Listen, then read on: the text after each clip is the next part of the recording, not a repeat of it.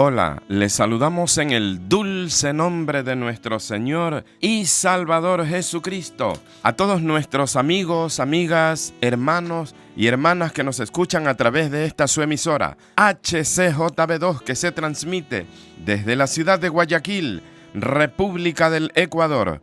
Este es su programa, Clamor por mi Nación, que lo dirige su hermano y amigo, Carlos Luna.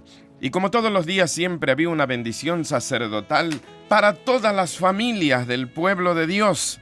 Y esta bendición sacerdotal Dios se la entregó al sumo sacerdote Aarón para que la distribuya a todos los hogares del pueblo de Dios a través de los jefes de las casas paternas, padres y madres de familia, para que muy en la mañana, imponiendo sus manos sobre sus hijos y seres queridos que vivían con ellos, les digan: Jehová te bendiga y te guarde.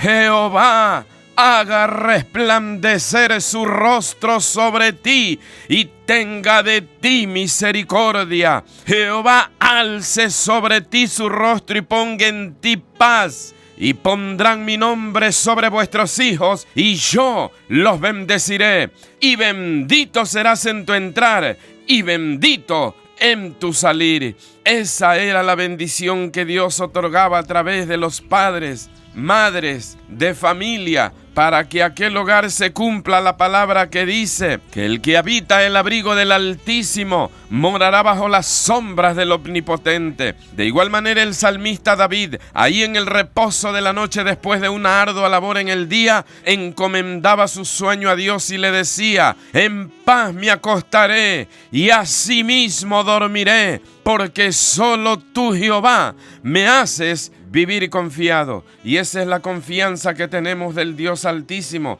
sabiendo que Él es nuestro ayudador y nuestro guardador. Vamos a abrir nuestras Biblias en el libro de Mateo, capítulo 24, y vamos a ver los versículos 29 hasta en adelante. Mateo capítulo 24, versículos 29 en adelante. Y la palabra de Dios dice de la siguiente manera: inmediatamente después de la tribulación de aquellos días, el sol se oscurecerá, y la luna no dará su resplandor, y las estrellas caerán del cielo, y las potencias de los cielos serán conmovidas. Entonces aparecerá la señal del Hijo del Hombre en el cielo, y entonces lamentarán todas las tribus de la tierra, y verán al Hijo del Hombre viniendo sobre las nubes del cielo, con poder y gran gloria, y enviará sus ángeles con gran voz de trompeta, y juntarán a sus escogidos de los cuatro vientos, desde un extremo del cielo hasta el otro. De la higuera aprended la parábola: cuando ya sus ramas están tiernas y brotan las hojas, sabéis que el verano está cerca. Así también vosotros, cuando veáis todas estas cosas, conoced que está cerca a la puerta. De cierto, os digo, que no pasará esta generación hasta que todo esto acontezca. El cielo y la tierra pasarán, pero las palabras no pasarán. Pero el día y la hora nadie sabe, ni aun los ángeles de los cielos, sino solo mi Padre. Mas como en los días de Noé, así será la venida del Hijo del Hombre. Porque como en los días antes del diluvio, estaban comiendo y bebiendo, casándose y dándose en casamiento, hasta que el día en que Noé entró en el arca, y no entendieron hasta que vino el diluvio y se los llevó a todos. Así será también la venida del Hijo del Hombre. Entonces estarán dos en un campo, el uno será tomado y el otro será dejado. Dos mujeres estarán en un molino, el uno será tomado y lo otro será dejado. Velad pues, porque no sabéis a qué hora ha de venir vuestro Señor. Pero sabed esto, que si el padre de familia supiese a qué hora el ladrón habría de venir, velaría y no dejaría minar su casa. Por tanto, también vosotros estad preparados, porque el Hijo del Hombre vendrá en la hora que no pensáis.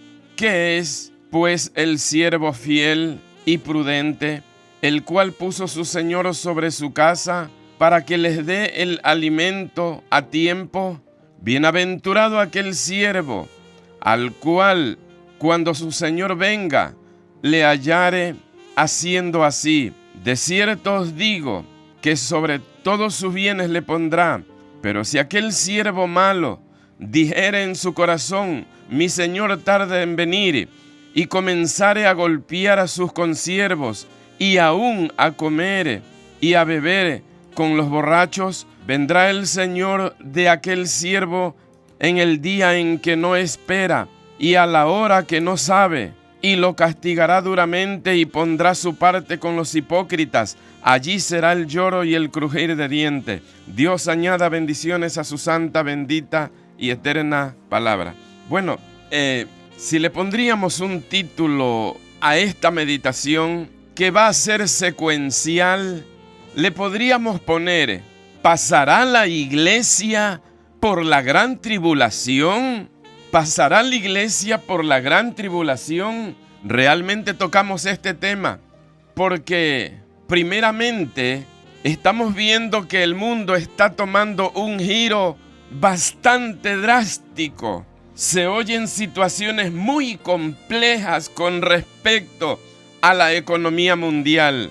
Se oyen situaciones muy complejas y difíciles sobre la estabilidad de todos los países del mundo. También está pasando una situación tan difícil en la parte social de todo el mundo. En la parte política, el mundo se está dividiendo.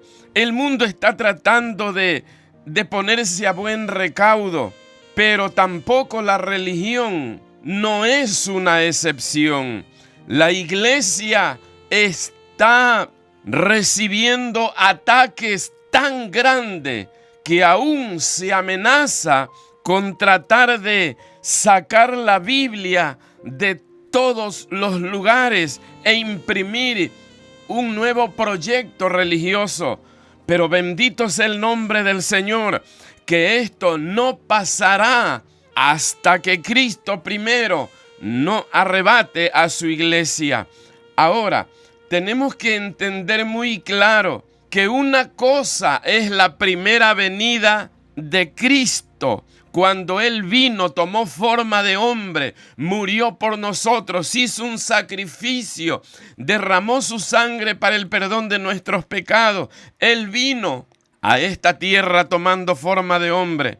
Pero después Cristo prometió que iba a haber un arrebatamiento de la iglesia. Y no podemos equivocarnos en esto. Habrá un arrebatamiento de la iglesia en cualquier momento, porque estamos en los tiempos propicios de Dios, porque todo converge a que va a haber un gran acontecimiento trascendental y eterno con la iglesia de Jesucristo. Y tercero, que Jesucristo vendrá por segunda vez, o a lo que comúnmente llamamos la segunda vuelta. Y para sintetizar esto, primero, Jesús vino en forma de hombre. Segundo, Él hará un arrebatamiento de la iglesia. Y tercero, habrá la segunda venida de Cristo. Y esto vamos a explicarlo secuencialmente para tener una idea sobre justamente estos acontecimientos.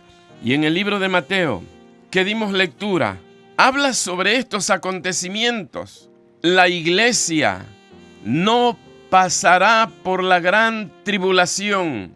La iglesia no pasará por la ira de Dios. La ira de Dios comienza en el capítulo 6 de Apocalipsis y termina en el capítulo 19. En el capítulo 6, el Cordero abre los primeros sellos. Y en el capítulo 19, Jesús vuelve a la tierra con la iglesia.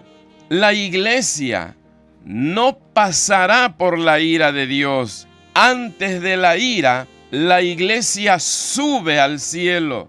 Esto se comprueba en los 7 años que representa la ira de Dios sobre la tierra, que comienza en el capítulo 6 de Apocalipsis, cuando el Cordero desata el primer sello. En el capítulo 4, 2 capítulos antes, Juan sube al cielo como una simbolización, es un símbolo de la iglesia que es arrebatada. Ahora, los que creen que la iglesia pasará por la ira de Dios, es decir, pasará la tribulación, tienen 3 argumentos y de esto vamos a hablar. Pero primero vamos a ver en el libro de Apocalipsis, en el capítulo 4, el simbolismo que habla el apóstol Juan del arrebatamiento de la iglesia. Apocalipsis capítulo 4 versículos 1 y 2 dice: después de esto miré, y he aquí una puerta abierta en los cielos, y la primera voz que oí, como de trompeta, hablando conmigo, dijo: sube acá, y yo te mostraré las cosas que sucederán después de esta. Y al instante yo estaba en el Espíritu, y he aquí un trono establecido en el cielo, y en el trono uno sentado. Esto es el simbolismo del arrebatamiento de la iglesia, que Dios llama a Juan y es arrebatado al cielo, y él ahí se encuentra con el Señor Jesucristo. Y esto es un prototipo de lo que conocemos con la iglesia. Por eso dimos lectura en Mateo 24 versículos 29 en adelante. Pero también la palabra de Dios habla con respecto a esto de los judíos, en que Jesucristo habla directamente con relación a esto. Ahora, aquellas personas que están tratando de desestabilizar a la iglesia de Jesucristo, quitarle su fe, quitarle su esperanza, quitarle el deseo grande por haberse consagrado, entregado al Señor, tener esta esperanza del arrebatamiento, de la salvación y de la vida eterna. Pero vamos a explicar todo esto con respecto a esta abnegación de este grupo que se ha levantado justamente para destruir la esperanza de la iglesia. Hablando Jesús sobre todas estas cosas, parece que al hablarle a Israel, estaba hablando quizá de nosotros. Hay una cita bíblica que damos lectura sobre la venida del Hijo del Hombre, que queda en Mateo 24, que Dios habla a los judíos diciéndoles que vendrá el anticristo y que los que estén en las calles no corran a la azotea. Ay de las que estén encinta, y rogad al Señor para que vuestra huida no sea en día de reposo. Ahora, hablando Jesús al parecer que establecemos en la gran tribulación y que necesitamos esta recomendación. Cuando Jesús hace esta recomendación a los judíos exactamente, parece que fuera a nosotros, y eso alegan este grupo de personas que tratan de destruir la fe de la iglesia, tratan de hacernos entender que el mensaje es para nosotros, pero no, el mensaje no es para nosotros, es para los judíos. Los que así piensan son personas superficiales que no conocen la escatología, porque hay un principio de interpretación exegética y escatológica que enseña que Dios tiene 2 pueblos. El uno es la iglesia y el otro es Israel. Cuando la iglesia es arrebatada, entra en escena Israel. Israel sí pasa por la gran tribulación, y conocemos que Dios habla a Israel y no a la iglesia. ¿Y cómo sabemos esta situación de que Dios habla a Israel y no a la iglesia? Hay una cita bíblica en el libro de Efesios, allí en el capítulo 2, versículos 7, 11 y 14. Efesios 2, 7. Dice la palabra del Señor: para mostrar en los siglos venideros las abundantes riquezas de su gracia, en su bondad para con nosotros en Cristo Jesús. El versículo 11 dice de la siguiente manera: por tanto, acordaos de que en otro tiempo vosotros los gentiles, en cuanto a la carne, erais llamados incircuncisión por la llamada circuncisión hecha con mano de carne. Y en el versículo 14 dice la palabra: porque Él es nuestra paz, que de ambos pueblos hizo uno, derribando la pared intermedia de separación. Aunque somos uno en cuanto a la salvación y en cuanto al Mesías, son dos pueblos diferentes en los planes que Dios tiene con Israel y con la iglesia. Para Israel, Dios tiene un plan material, y para la iglesia, Dios tiene una promesa eterna. En el libro de Mateo, capítulo 5, versículo 5 dice: bienaventurados los mansos, porque de ellos recibirán la tierra por heredad. Y en el libro de Génesis, capítulo 17, versículo 8, la Biblia dice: y te daré a ti y a tu descendencia después de ti la tierra en que moras, toda la tierra de Canaán, en heredad perpetua, y seré el Dios de ellos. Es decir, que Dios le da una heredad perpetua a Israel, de que de ellos va a ser la tierra, porque habrá un cielo nuevo y una tierra nueva. Israel será también redimido y recibirá como en el principio esta tierra por heredad, ya que no la pudo conseguir cuando Dios le prometió esta tierra que fluía leche y miel, y sus adversarios los sacaron de esta tierra. Ahora han vuelto después de 1780 años, pero esto es momentáneo, solo para que proféticamente se cumpla la palabra de Dios. Ahora, para la iglesia es otra promesa. En el libro de Mateo, capítulo 5 y versículo 3, la palabra de Dios dice: bienaventurados los mansos, porque ellos recibirán la tierra por heredad, con relación a los judíos. Pero para la iglesia, en el mismo capítulo 5, versículo 3 dice: bienaventurados los pobres en espíritu, porque de ellos es el reino de los cielos.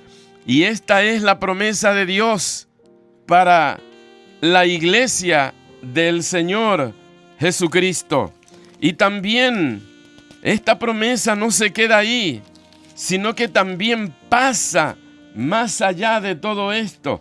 En el libro de Filipenses, capítulo 3, versículos 20 y 21, la palabra de Dios dice: mas nuestra ciudadanía está en los cielos, de donde también esperamos al Salvador, al Señor Jesucristo, el cual transformará el cuerpo de la humillación nuestra para que sea semejante al cuerpo de la gloria suya, por el poder con el cual puede también sujetar a sí mismo todas las cosas. ¡Qué bendición es saber que la iglesia tiene una promesa distinta a la promesa que tiene Israel! Y documentalmente la Biblia lo establece de esa forma, sabiendo que nuestra esperanza es eterna. Y en Primera de Pedro también, en el capítulo 1, versículos 4 en adelante, la Biblia también habla sobre esto, dando a comprendernos que nuestra esperanza no está en la tierra. No es que vamos a volver a vivir a la tierra, es que vamos a tener una promesa eterna, como dijo Jesucristo: No se turbe vuestro corazón, creed en Dios, creed también en mí. En la casa de mi Padre muchas moradas hay, y si así no lo fuese, yo lo hubiera dicho. Voy a preparar lugar para vosotros, y si yo me fuere, vendré otra vez, y os tomaré a mí mismo, para que donde yo estoy, vosotros también estéis. Y esto es lo que nos fue a preparar, un lugar. En el libro de Primera de Pedro, capítulo 1, versículo 4 en adelante, dice: para una herencia incorruptible, incontaminada, inaccesible, reservada en los cielos para vosotros, que sois guardados por el poder de Dios mediante la fe, para alcanzar la salvación que está preparada para ser manifestada en el tiempo postrero, en lo cual vosotros os alegráis, aunque ahora por un poco de tiempo, si es necesario, tendráis que ser afligidos en diversas pruebas, para que sometida a prueba vuestra fe, mucho más preciosa que el oro, el cual, aunque perecedero, se prueba con fuego, sea hallada en alabanza, gloria y honra, cuando sea manifestado Jesucristo, a quien amáis sin haberle visto, en quien creyendo, aunque ahora no lo veáis, os alegráis con gozo inefable y glorioso, obteniendo el fin de vuestra fe, que es la salvación de vuestras almas. Los profetas que profetizaron de la gracia destinada a vosotros, inquirieron y diligentemente indagaron acerca de esta salvación, escudriñando qué personas y qué tiempo indicaba el Espíritu de Cristo que estaba en ellos, el cual anunciaba de antemano los sufrimientos de Cristo y las glorias que vendrían tras ellos. A esto se les reveló que no para sí mismo, sino para nosotros administraban las cosas que ahora os son anunciadas, por lo que os han predicado el Evangelio por el Espíritu Santo enviado del cielo, cosas en las cuales anhelan mirar los ángeles. Qué bendición es saber que para nosotros existe otro trato, para nosotros hay otra oportunidad muy distinta en ser arrebatados, porque no vamos a pasar por esta gran tribulación a la cual aseveran muchos enemigos de la iglesia que sí se lo va a hacer. Aunque a una herencia incorruptible, la iglesia tiene un plano celestial. Ahora, ¿cómo sabemos que Dios habla a Israel? Porque Cristo les dice: oren para que vuestra huida no sea en invierno o sábado. La iglesia no guarda los días sábados. Los que guardan son Israel, son los judíos. Recordemos que la iglesia guarda más bien todos los días, especialmente el día domingo. ¿Por qué guarda la iglesia el día domingo? Porque el día domingo es el primer día de la semana. Porque el día domingo es las primicias, lo primero. Y segundo, porque en el día domingo resucitó Jesucristo triunfalmente de los muertos para darnos vida y vida en abundancia. Y hay una palabra también en el libro de Colosenses que habla también sobre este tema con relación a nosotros. Colosenses capítulo 2 y los versículos 16 y 17 dice de la siguiente manera: por tanto nadie os juzgue en comida o en bebida, o en cuanto a días de fiesta, lunas nuevas o día de reposo, todo lo cual es sombra de lo que ha de venir, pero el cuerpo es de Cristo. Qué bendición el saber de que se viene abajo todos los argumentos en el cual Jesucristo en el libro de Mateo 24 aconsejaba a los judíos, porque le preguntaron: Señor, ¿cuándo será la fecha de tu venida? Y Jesucristo les explicó muchas cosas, cuáles serían estos eventos que se iban a dar. Pero hablaba a los judíos, no a la iglesia. Y por eso la iglesia está exento de todo esto.